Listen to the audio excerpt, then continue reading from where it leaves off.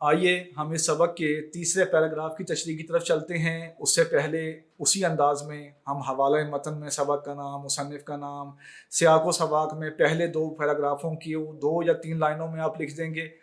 آپ بس اس دفعہ مختصراً یہ لکھیں گے مرزا غالب بہت اچھے اخلاق کے مالک تھے، بعض لوگ انہیں بیرنگ خط بھیجتے تھے جس پر وہ صبر و تحمل کرتے، بعض لوگ انہیں لفافے میں ٹکٹ ڈال کے بھیجتے جس پر وہ شکایت کرتے تھے، شاگردوں کی اصلاح کا انہیں ہر وقت خیال رہتا تھا۔ یہ ہے اس پیراگراف کا سیاق، اور سباق آپ نے الگ سے نہیں لکھنا ہوتا، اسی میں ملا کے، یعنی اسی لائن کے اختتام پہ آپ نے شروع کرنا ہوتا ہے۔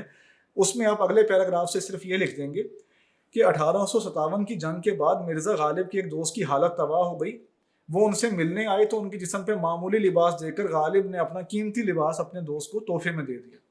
تو اس طرح آپ کا سیاق و سباق مکمل ہو جائے گا۔ اب بڑھتے ہیں اس نثر پارے کی تشریح کی طرف۔ اس نثر پارے میں مولانا الطاف حسن حالی نے مرزا کی سخاوت کا ذکر کیا ہے کہ وہ کتنے کھلے دل کے مالک تھے۔ اچھے انسانوں میں جو خوبیاں ہوتی ہیں ان میں سے ایک یہ ہوتی ہے کہ وہ دوسروں کی مدد کرتے ہیں، وہ صرف اپنا بھلا نہیں سوچتے بلکہ اپنے ارد گرد کے لوگوں کا بھی خیال رکھتے ہیں۔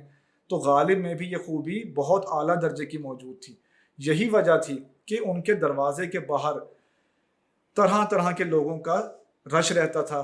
اس میں معذور افراد ہوتے تھے، ایسے لوگ جو ان کے ہاتھ سے معذور ہوں، ایسے لوگ جو چل نہ سکتے ہوں، ایسے لوگ جو دیکھ نہ سکتے ہوں، اس کے علاوہ وہ لوگ جو ذہنی طور پر متاثر ہوں۔ تو غالب ایسے تمام لوگوں کی مدد کرتے تھے۔ کوئی بھی سائل کسے کہتے ہیں؟ مانگنے والے کو، سوال کرنے والے کو، فقیر کو۔ تو کوئی بھی سائل ان کے دروازے سے خالی ہاتھ نہیں جاتا تھا، جو بھی آتا تھا مرزا غالب اس کی تھوڑی تھوڑی مدد کرتے تھے، جیسا کہ قرآن میں کہا گیا ہے وَأَمَّا السَّائِلَ فَلَا تَنْهَرْ۔ تو غالب بھی اسی آیت کا ایک روپ تھے کہ جو بھی ان کے دروازے پر آتا اس کی وہ لازمی مدد کرتے تھے۔ اور حالی نے ایک دلچسپ بات لکھی ہے کہ مرزا اتنی مدد کرتے تھے غریبوں کی کہ خود تنگ ہو جاتے تھے۔